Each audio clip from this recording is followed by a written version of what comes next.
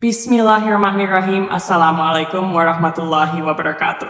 Segala puji hanya milik Allah Subhanahu wa Ta'ala, Tuhan semesta alam. Shalawat serta salam semoga senantiasa tercurah kepada junjungan kita Nabi Muhammad Shallallahu Alaihi Wasallam beserta keluarga, sahabat, dan pengikut beliau hingga akhir zaman. Sahabat-sahabat sekalian, sebelum kita mulai kisah ini, jangan lupa untuk menekan tombol like, meninggalkan komentar, membagikan video ini, dan subscribe channel ini agar dakwah ini terus menyebar dan memberi manfaat untuk lebih banyak orang.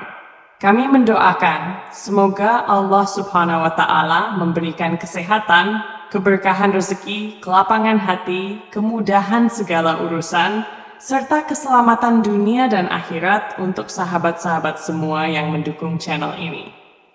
Sahabat, mari kita lanjutkan kembali ke kisah selanjutnya. Kisah perjalanan Sang Kiai 12. Suasana sangat sepi, hanya 1-2 orang lalu lalang. Aku tak sadar telah tertidur pulas. Aku terbangun dan kaget ketika tangan hangat membelai pipiku. Aku segera bangun dan melihat perempuan setengah baya duduk di dekat kepalaku. "Ada apa, Mbak?" Tanyaku masih mencoba memperjelas mata yang perit. "Tak butuh kehangatan, Mas," kata perempuan itu yang berbau autan. "Wah, kalau butuh, aku lebih butuh autan, Mbak." "Autannya masih ada?" Tanyaku tanpa buruk sangka. Dia mengeluarkan autan dari balik bajunya dan menyodorkan padaku. "Minta sedikit ya," kataku. Dia manggut. Wajahnya tak cantik walau tak jelek, ku taksir umurnya 40 tahunan. "Mas tak butuh kehangatan?" Tanyanya lagi sambil memegang pahaku, sementara aku masih mengoles autan. "Kehangatan apa? Apa aku mau dikasih kopi? Wah, aku mending tidur daripada minum kopi, nanti tak bisa nyantai." "Maksudku tidur denganku," katanya tanpa malu. Aku baru berpikir kalau dia pelacur. Enggak, Mbak," kataku mencoba tenang. Walau ucapanku tetap saja rasanya terhenti di tenggorokan. "Ayolah Mas, tak usah bayar," katanya merajuk sambil mencoba meraih pahaku. Mbak ini punya anak?" Tanyaku mengalihkan pembicaraan dari pikirannya yang kotor. "Punya," jawabnya. "Punya suami?" "Punya," jawabnya lagi. "Lalu kenapa bekerja seperti ini?" tanyaku. "Ya, suami tak bekerja, aku dan anakku butuh makan." "Lalu kalau aku tak bayar, Mbak tak dapat uang." "Gak papalah, kalau untuk Mas yang ganteng, aku relakan. Tak usah bayar, aku kan juga butuh kesenangan," katanya enteng. "Apa Mbak ini tahu akibatnya kalau Mbak ini bekerja kayak gini?" tanyaku. "Ya, paling kalau ada razia, kita ketangkap. Itu juga kalau polisinya kita kasih, kita dilepas lagi," katanya enteng. "Wah, bukan hanya itu, Mbak. Mbak bisa terkena penyakit kelamin. Nanti kalau Mbak tua juga tak ada yang mau, nanti mau kerja apa? Kalau tak dimulai dari sekarang merintis pekerjaan yang halal. Dan Mbak kalau meninggal akan disiksa di dalam kubur sampai hari kiamat. Kiamat itu masih lama, dan semua orang sudah pasti mati. Andai Mbak menjual diri di zaman Nabi Adam, sampai sekarang masih disiksa. Bayangkan ribuan juta tahun, apa siksanya? Kemaluan ditusuk besi yang membara tembus sampai ke mulut." Mbak tentu bertanya, "Apa benar siksa itu ada?" "Ya nyatanya semua orang akhirnya meninggal juga. Itu berarti siksa di sana ada," kataku panjang lebar, untuk menggugah hatinya yang membatu. "Lebih baik mulai sekarang menyadari diri, memutar arah ke jalan yang benar sebelum terlambat. Kalau orang mau ke jalan yang benar, pintu rizki akan dibukakan oleh Allah. Allah memberi makan pada semua orang aja mampu. Kalau ditambah embak dan keluarga, tentu tak berat bagi Allah, asal embak benar-benar berniat menjadi orang baik-baik." "Apakah Allah mau menerima taubatku?" katanya berlinangan air mata. Aku ini teramat kotor. "Mbak, pintu taubat Allah itu lebih luas dari langit bumi seisinya. Semua orang di dunia yang seperti Mbak mau bertobat semua, pintu taubat masih lebih luas lagi, kataku. Perempuan itu nangis mengguguk, lalu berdiri dan lari keluar dari peron. Aku cuma menatap kepergiannya dan berdoa agar Allah membuka dan melapangkan hatinya menuju ketaubatan nasuha. Malam itu aku tidur di kursi dengan mensyukuri kesendirianku, kesepian, kemiskinan, dan melepas segala beban kepunyaan, kemilikan. Betapa damai dunia jika kita terbebani apa-apa. Tak perlu memikirkan dan mengkhawatirkan. Lepas seperti bayi yang tak tahu apa-apa. Pagi setelah sholat subuh, aku melanjutkan perjalanan ke arah Ngawi, melangkah satu-satu, tenggelam dalam wiridku. Tenggelam teramat dalam, sampai waktu maghrib, aku tak tahu telah nyampai di mana. Ku hampiri masjid untuk mengikuti sholat berjamaah, lalu wirid menunggu sholat isya. Aku telah lupa, seharian perutku tak terisi apa-apa. Setelah sholat isya, aku masih tenggelam dalam zikir. Tiba-tiba seseorang menghampiriku, seorang lelaki yang tadi jadi imam di masjid. Assalamualaikum. Salamnya sembari mengulurkan tangan. Waalaikumsalam warahmatullah. Jawabku menerima uluran tangannya untuk berjabat tangan. Anak ini dari mana? Tanyanya setelah duduk di dekatku. Saya dari daerah Senori Tuban, Pak. Jawabku, Clay, sambil memperhatikan perawakan orang ini. Tinggi sedang, tubuhnya kelihatan kuat, wajahnya biasa, tapi jenggotnya memanjang sampai ke dada, dan rambutnya panjang diikat tapi dimasukkan ke dalam baju. Jauh dengan daerah Sendang, tanyanya lagi. Wah, itu malah desaku, jawabku yakin. Wah, kok kebetulan begitu, aku punya kenalan di daerah itu. Namanya Pak Mustafa. Apa kamu tahu, Dik? Pak Mustafa yang mana ya? Rumahnya belakang pesantren Darut Tauhid, kata orang itu. Wah, itu ayahku. Kataku juga terkejut dan heran. Kenapa jadi kebetulan seperti ini? Loh, kamu Yan? Febrian? Anak Pak Mustafa, cucu Kak Husain? Benar, Pak. Seketika orang itu memelukku dan mengucek-ucek rambutku. Walah, sudah besarkah kamu, Nak? Dulu aku terakhir melihatmu masih umur 4 tahun, masih suka nangis. Bapak siapa? Tanyaku karena sejak tadi tak tahu namanya. Namaku Fadol, aku teman sekolah ayahmu. Sudah-sudah, ayo ke rumah, bicara dan ceritanya nanti saja, kata Pak Fadol, mengajakku ke rumahnya yang tak jauh dari masjid, hanya melewati jalan raya dan masuk gang 25 meteran. Nah, ini rumahku, Nak Ian, kata Pak Fadhol. Rumah yang sederhana dari kayu tanpa dicat.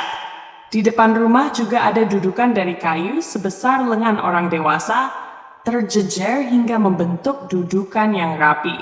Dan halus bukan karena dipelitur, tapi karena sering diduduki. Di dalam rumah tak ada perabot yang mewah, cuma meja besar dari kayu tebal yang kuno sekali, juga kursi kayu kasar. Pak Fadol segera mempersilahkan aku untuk duduk. Sementara dia masuk ke dalam memanggil istrinya, bernama Ibu Zulaikha. Tak lama kedua orang itu keluar. Oh, ini anaknya Pak Mus? Wah, benar-benar sudah besar, kata Bu Zulaikha. Udah Bu, sana siapkan makan, kata Pak Fadol. Sambil nunggu makan, disiapkan aku pun ngobrol dengan Pak Fadol. Kok kamu sampai di sini? Sebenarnya mau kemana, Nak Ian? Tanya Pak Fadol. Ya, beginilah Pak.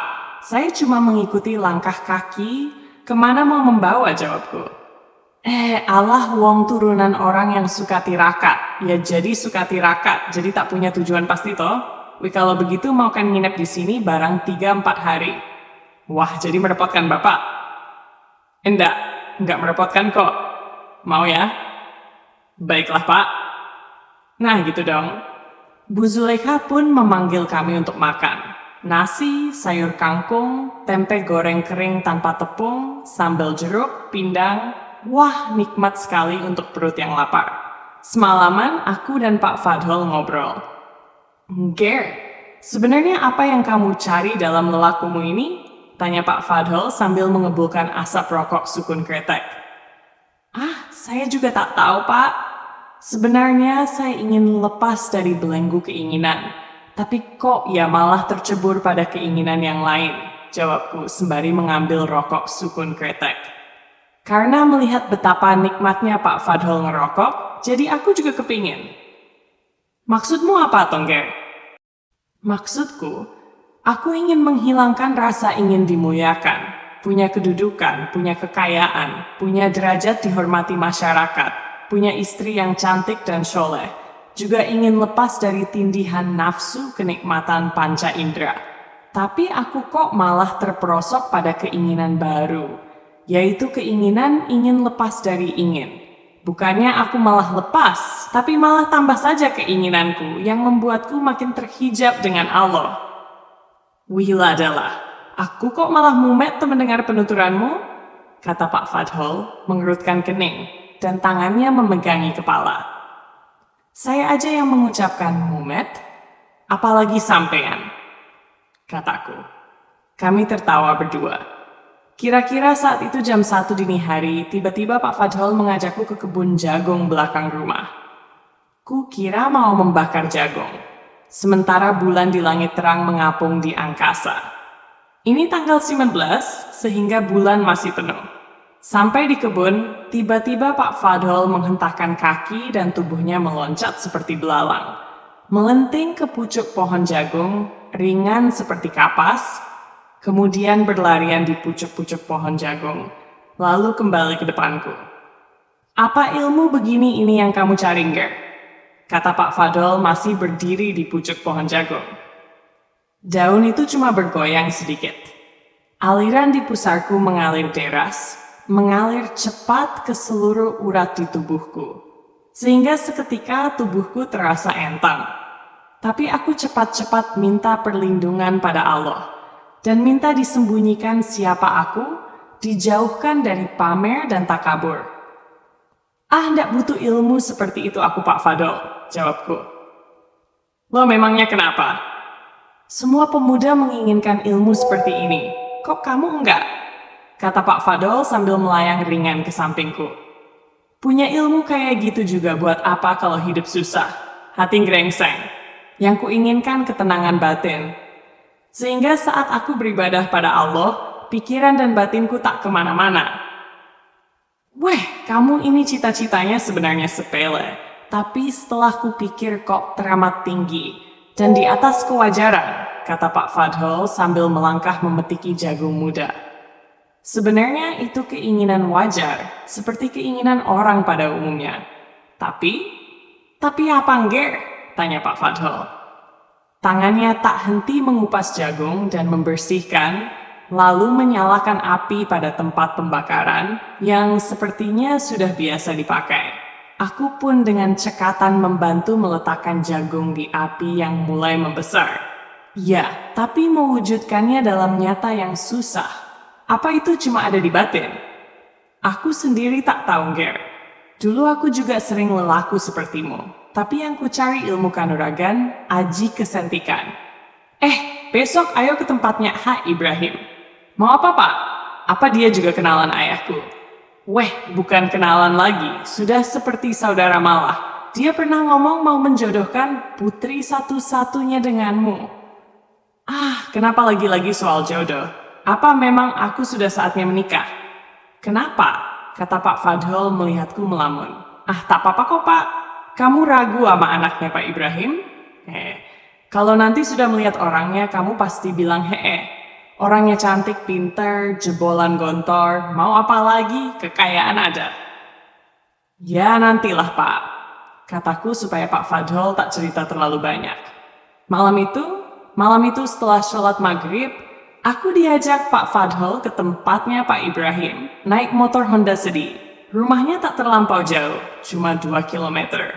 Sampai di rumah Pak Ibrahim hampir isyak.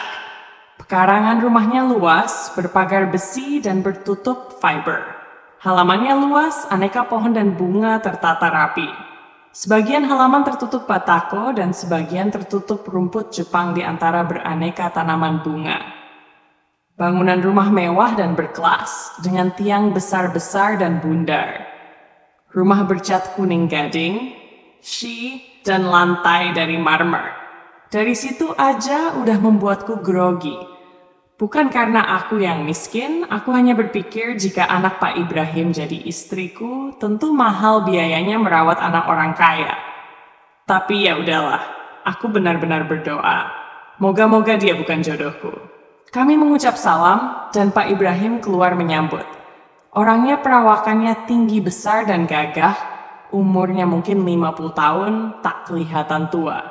Juga Ibu Aminah, istri Pak Ibrahim, keluar menyambut. Orangnya cantik, berkerudung lapis 2. Aku jadi berpikir, kalau ibunya aja secantik itu, apalagi anaknya. Kami dipersilahkan duduk.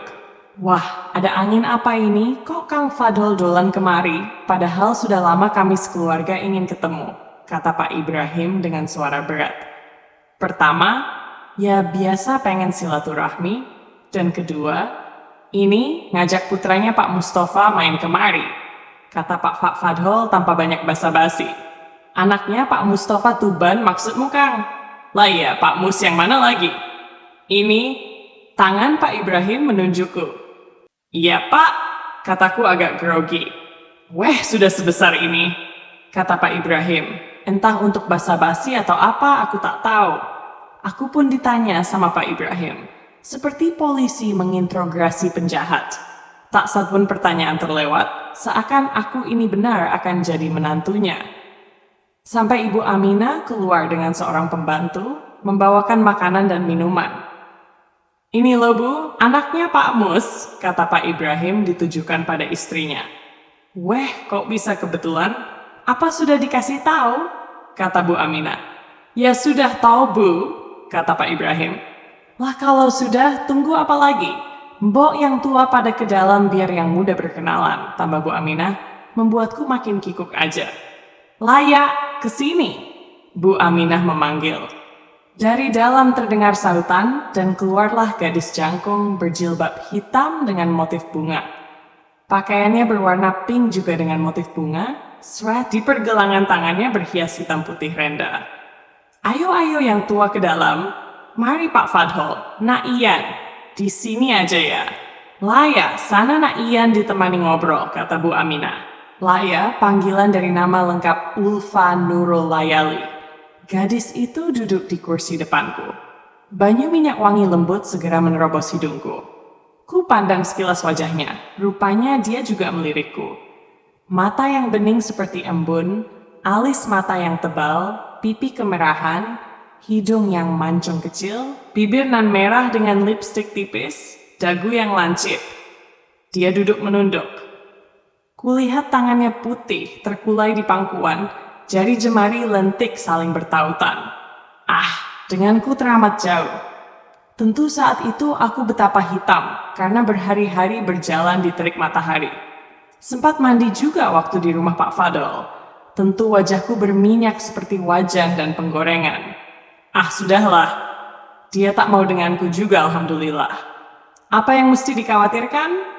Aku juga tak ingin kelihatan gagah di muka dia. Peduli amat. Batinku memompa rasa percaya diri. Lama juga kami terdiam seperti radio yang menunggu dinyalakan.